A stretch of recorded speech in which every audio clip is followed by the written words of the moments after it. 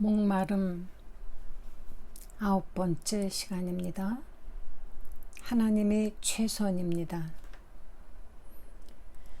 결혼식을 며칠 앞두고 아내와 함께 배를 타고 여행을 떠났습니다.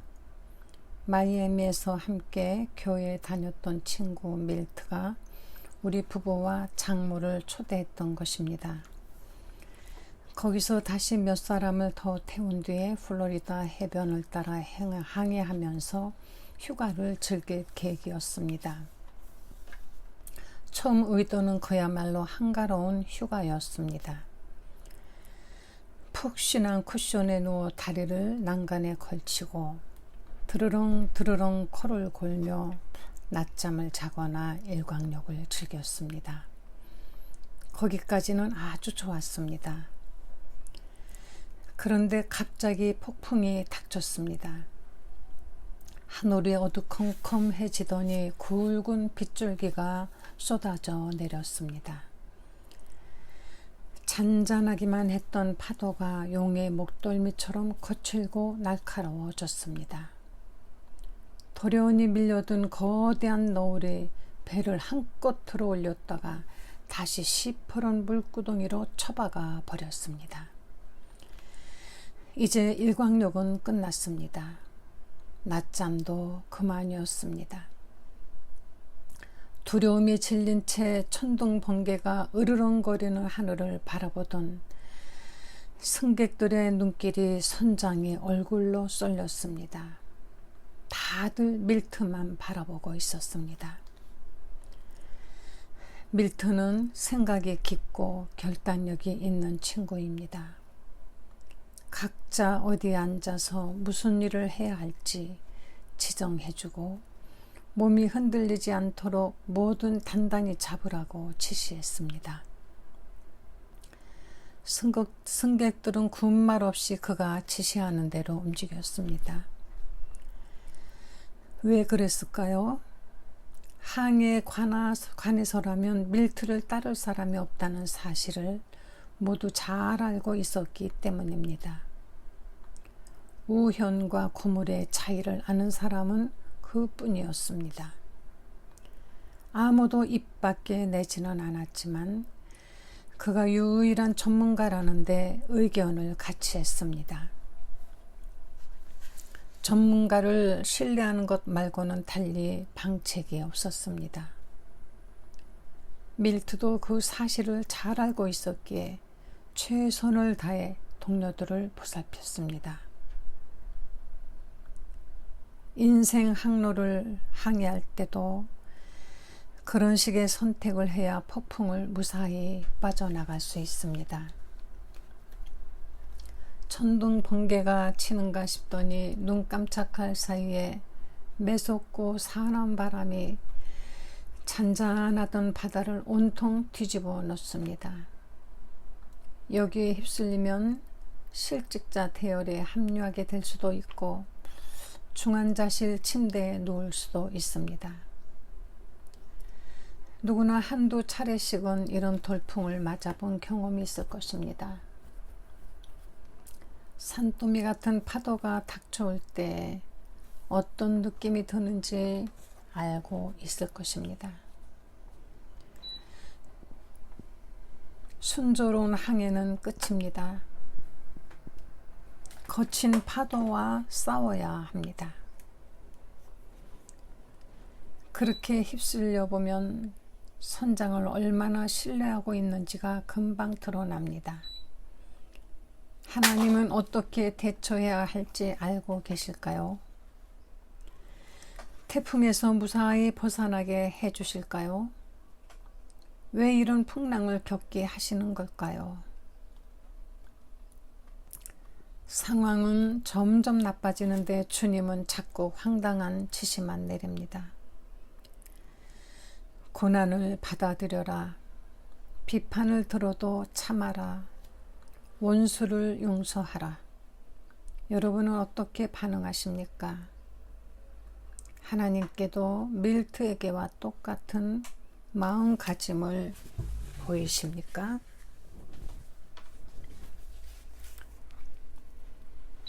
하나님이 최선의 길을 알고 계심을 압니다. 나로서는 무엇이 최선인지 알 수 없습니다. 주님이 보살펴 주심을 믿습니다. 파도가 잔잔할 때는 누구나 쉽게 할 수 있는 말입니다. 하지만 음주운전자가 모든 자동차가 앞에서 나를 향해 지그재그로 달려올 때, 수상쩍은 사내가 어두컴컴한 복도 구석에 서 있을 때, 전쟁이 터졌을 때, 도둑이 들었을 때도 주님을 신뢰할 수 있습니까?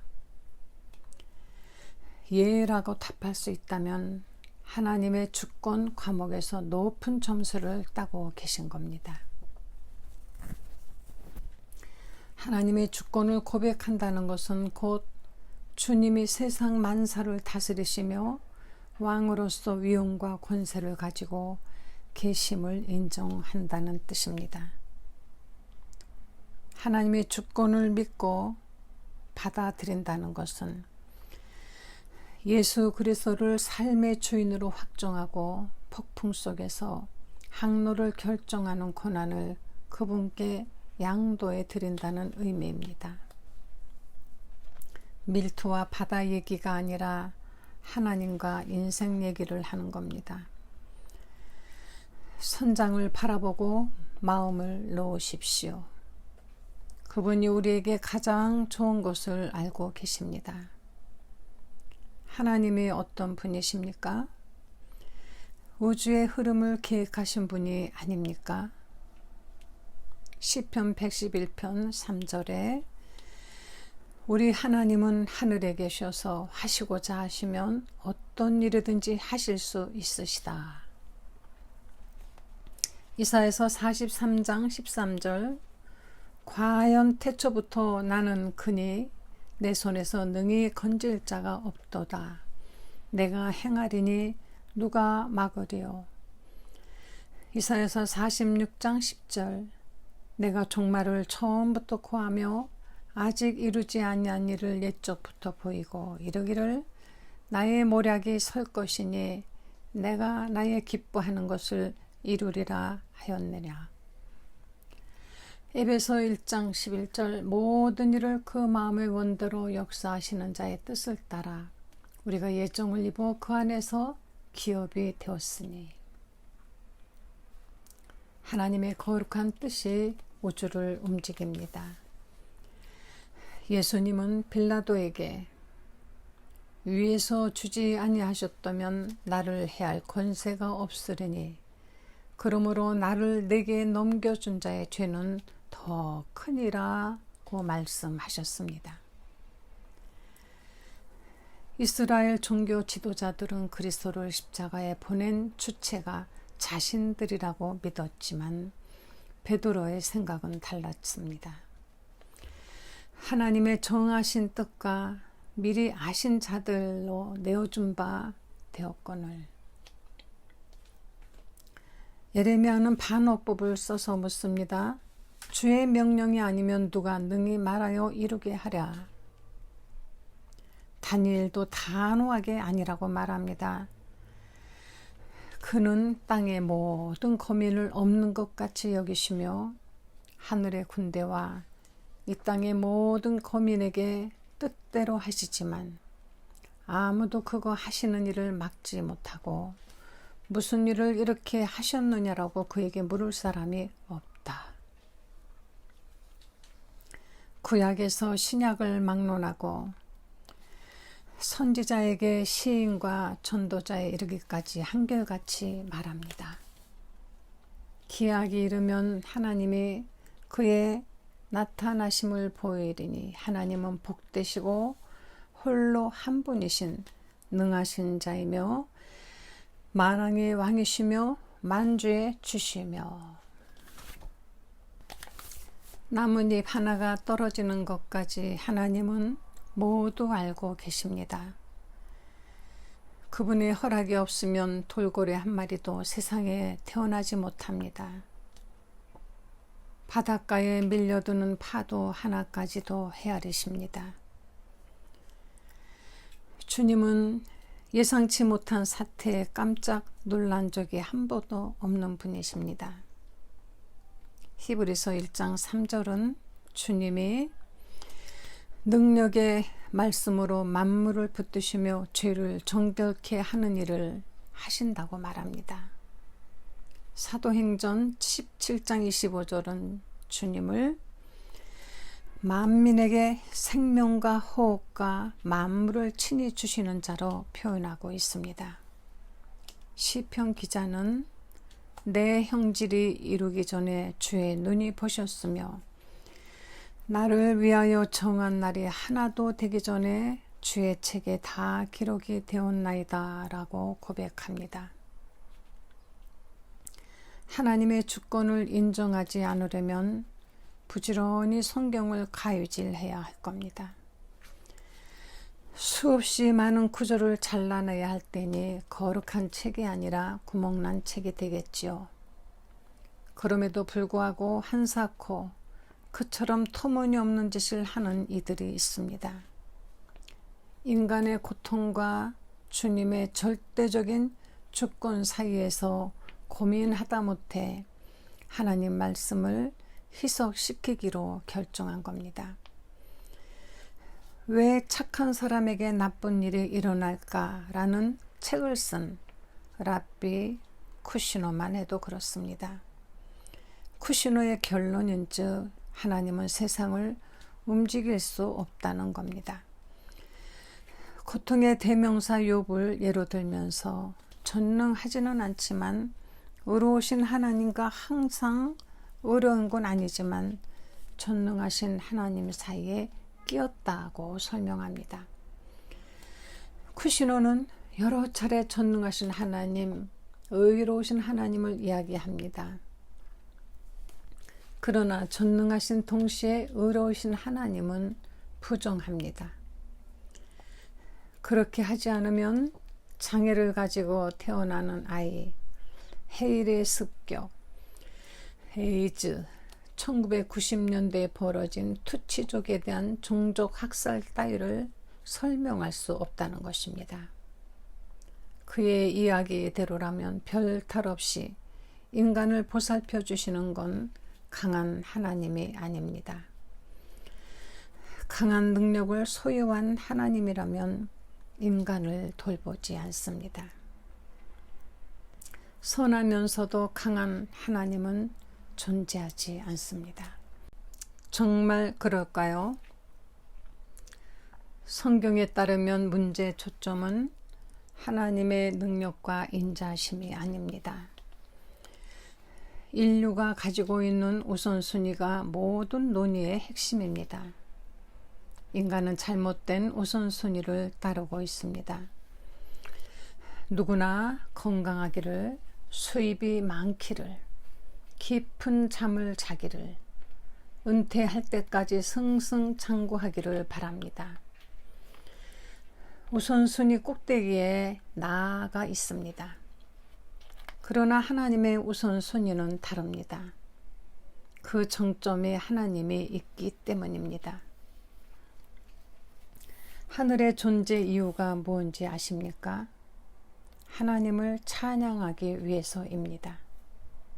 하늘이 하나님의 영광을 선포하고 시편 19편 1절 인간이 갈등하며 바둥거리는 까닭이 어디에 있는지 아십니까? 주님의 능력을 드러내기 위해서입니다. 보라, 내가 너를 연단하였으나 은철은 하지 아니하고 너를 고난의 풀무에서 택하였노라. 내가 나를 위하여 이를 이룰 것이라. 이사야서 48장 10절에서 11절. 이사야 선지자는 큰 소리로 선포합니다. 주께서 이렇게 주의 백성을 인도하셔서 주의 이름을 영광스럽게 하셨습니다. 하나님은 펄럭펄럭 깃발을 내 것입니다. 힘을 내 보이십니다. 어떻게 하면 맥스 루케이도를 행복하게 해줄 수 있을까? 라고 묻지 않으십니다. 어떻게 하면 맥스 루케이도를 사용해서 나의 위대함을 드러낼까? 라고 물으실 뿐입니다. 축복을 사용하실 수도 있지만 고통을 도구로 삼으실 수도 있습니다. 선택은 그분의 몫입니다. 나는 빛도 짓고 어두움도 창조하며 나는 평안도 짓고 혼란도 창조하나니 나는 여호와라 이 모든 일을 행하는 자니라. 이사야서 45장 7절. 형통한 날에는 기뻐하고 공고한 날에는 생각하라. 하나님이 이 두 가지를 병행하게 하사. 전도서 7장 14절. 굳은 일도 좋은 일도 가장 높으신 주께서 말씀하셔서 일어나는 것이 아니냐. 에레미야 3장 38절. 얼마 전에 인디애나폴리스 공항에 갔습니다. 샌 안토니오로 돌아오는 길이었습니다. 대합실에 도려서라는데 퍼뜩 여행 일정표를 호텔에 두고 왔다는 생각이 들었습니다. 하지만 특별히 문제될 건 없었습니다. 어떤 비행기를 타야 집으로 가는지 잘 알고 있었기 때문입니다. 샌 안토니오행 콘티넨탈 비행기를 타기만 하면 만사가 끝입니다. 과연 그랬을까요? 카운터로 가보니 창구가 닫힌 채 불이 꺼져 있었습니다. 티켓 업무를 담당하는 창구 직원마저 보이지 않습니다. 시계 바늘은 출발 예정인 시간인 오후 7시 40분을 향해 꾸준히 움직였습니다. 카운터를 두드리며 도움을 청했습니다. 누구 안 계세요? 7시 40분 비행기를 타러 왔거든요. 좀 도와주세요. 무덤 속 같은 창구 뒤편에서 컨티넨탈 항공 화물 담당자가 나왔습니다. 저희는 7시 40분에 출발하는 비행기가 없는데요. 그럴 리가 있나요? 분명히 있을 겁니다. 그걸 타야 집에 갈 수 있거든요. 직원이 어깨를 으쓱해 보였습니다. 오늘 밤에는 더 이상 비행 일정이 없습니다. 당장 무인 발권기로 달려가서 필요한 사항을 입력하고 탑승권을 기다렸습니다만 그런 비행기가 없다는 안내문만 모니터에서 깜빡이었습니다. 별 엉터리 같은 기계가 다 있구나 싶었습니다. 항공사 직원은 회사의 명예를 생각해서 무던히도 참는 눈치였습니다. 머리를 극적이던 그가 대안을 제시했습니다. 노스웨스트 항공에 7시 40분 비행기가 있습니다. 그쪽에 확인해 보시는 건 어떨까요? 그랬습니다. 콘티넨털이 아니라 노스웨스트였습니다. 정확하기로는 항공사가 가진 정보가 나보다 몇 수 위라는 사실을 인정하지 않을 수 없었습니다. 아까 같아서는 콘티넨털 카운터 앞에 버티고 서서 밤새도록 항공권을 내놓으라고 시위라도 벌이고 싶었습니다. 그러나 그렇게 한들 무슨 유익이 있겠습니까? 결국 비행 스케줄이라는 진리 앞에 무릎을 꿇을 수밖에 없었습니다. 삶 가운데서도 이런 실수를 저지르기 일쑤입니다.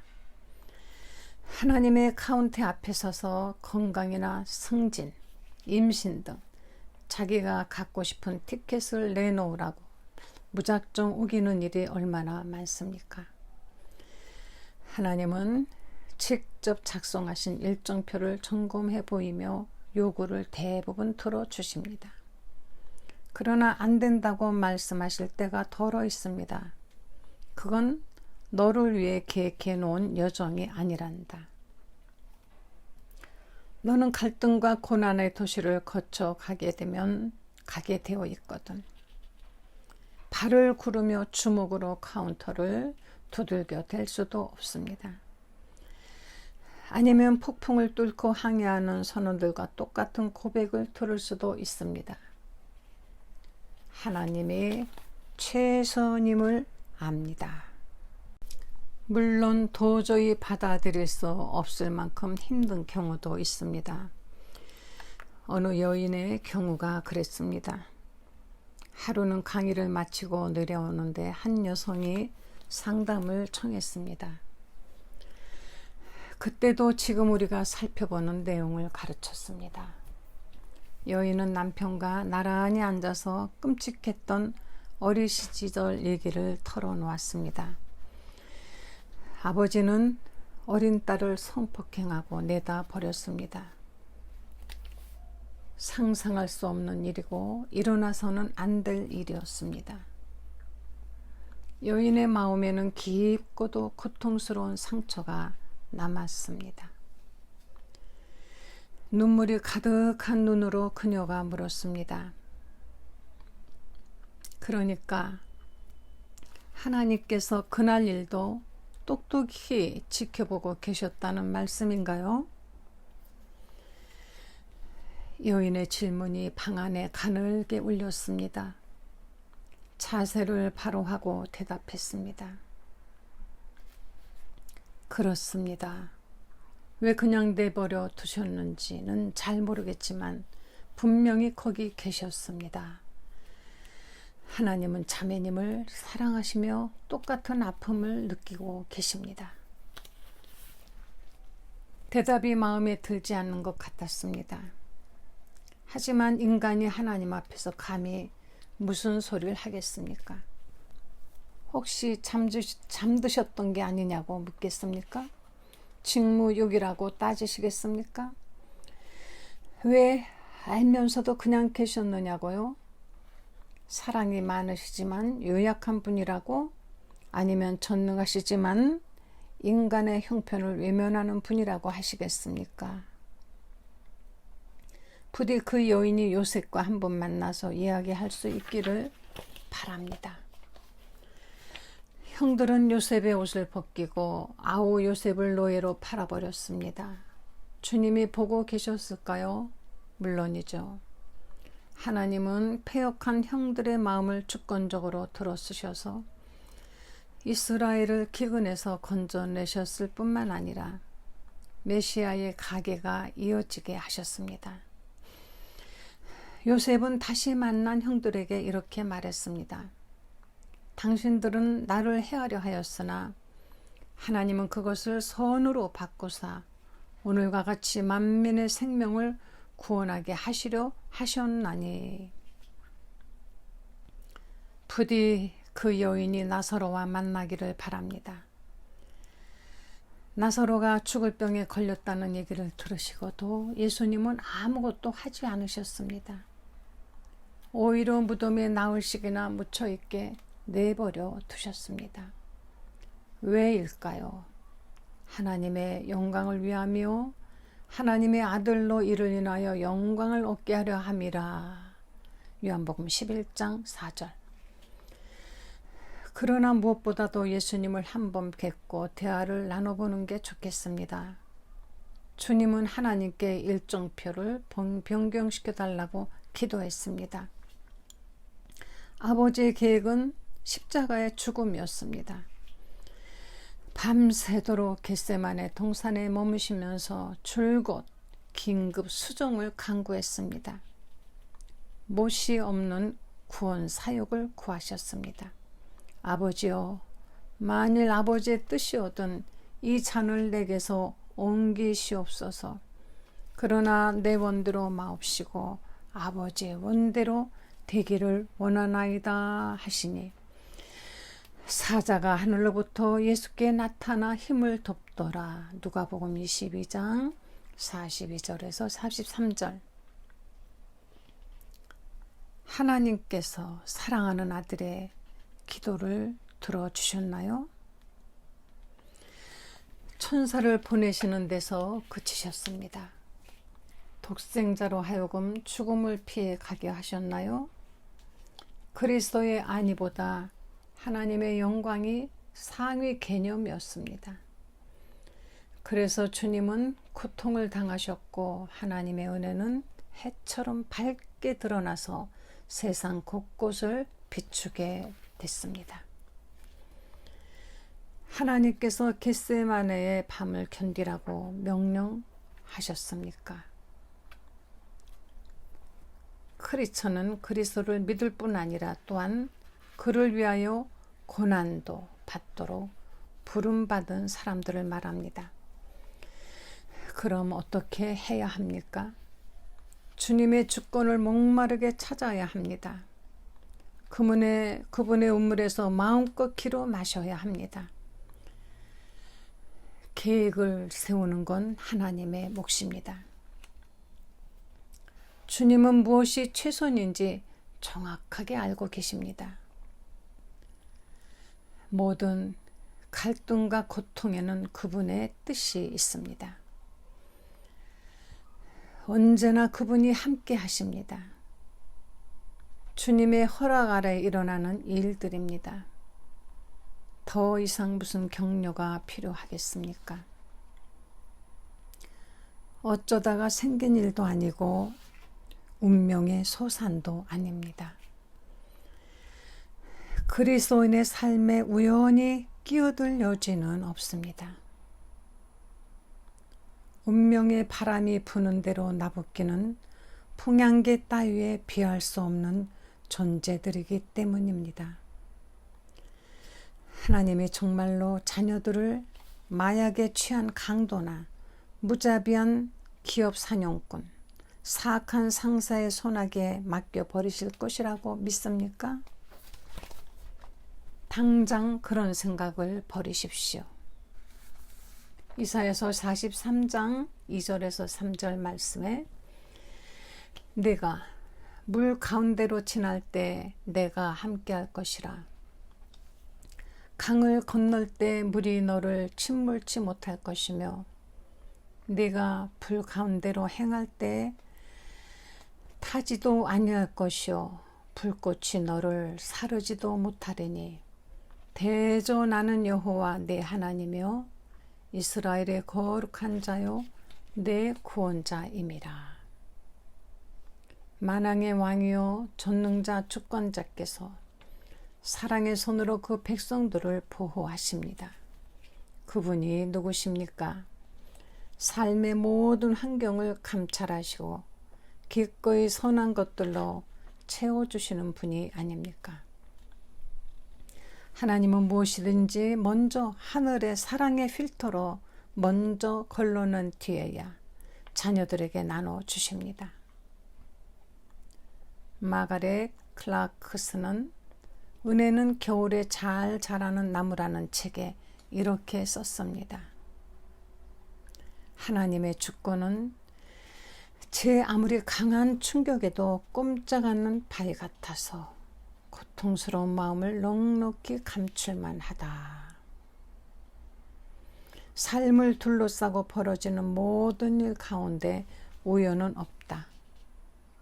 사단이 벌이는 짓일 수도 있지만 그 역시 주권자 되신 하나님의 손바닥 안에 단단히 붙들려 있을 뿐이다. 사단은 하나님의 지배를 받는다. 그러므로 주님의 허락 없이는 그분의 자녀들을 건드릴 수 없다. 하나님은 인류 역사의 주인이실 뿐 아니라 구원받은 이들 하나하나의 개인사를 주관하시는 분이시기도 하다. 주권자를 찬양하는 노래를 잘 배워 두십시오. 하나님의 최선을 알고 계십니다가 첫 줄 가사입니다. 겸손하게 그분께 의뢰하는 기도를 드리십시오. 하나님의 주권을 인정하고 의지합니다. 저는 주님의 소유입니다. 무슨 일이든 하나님을 통해 온 것임을 믿습니다. 당부하고 싶은 얘기가 있습니다. 하나님의 주권이라는 교리는 크리스천들에게 큰 도움을 줍니다. 조금씩 지속적으로 공부하십시오. 하지만 아직 무르익지 않은 상태에서 함부로 나누지는 마십시오. 사랑하는 이의 얼굴에 불쾌한 기색이 보이거든 하나님이 통치하신다는 진리를 무리하게 밀어붙이지 마십시오. 거만한 목소리가 진리를 가릴 수도 있습니다. 조심해야 합니다. 격려해 주십시오. 하나님의 방법은 언제나 옳지만 상대방이 이해하지 못할 수도 있습니다. 이상하게 생각할 수도 있고 못 알아들을 수도 있고 어렵다고 고개를 흔들 수도 있고 심지어 고통스러워할 수도 있습니다. 그러나 분명 주님의 길만이 올바른 통로입니다. 우리가 알거니와 하나님을 사랑하는 자 곧 그 뜻대로 부르심을 입은 자들에게는 모든 것이 합력하여 선을 이루니라. 로마서 8장 28절. 20세기 초반에 활동했던 인물 옥슨햄은 이렇게 노래했습니다. 하나님의 쓰신 글씨, 큼직큼직한 주님이 쓰신 글씨들, 작고 좁은 눈으로 다 읽을 수 없네. 기껏 더듬어 봐도 끊어진 핵들 뿐. 가늠할 수 없는 그 신비로운 의미, 시들어버린 소망, 죽음, 삶, 끝없는 전쟁, 부질없는 싸움.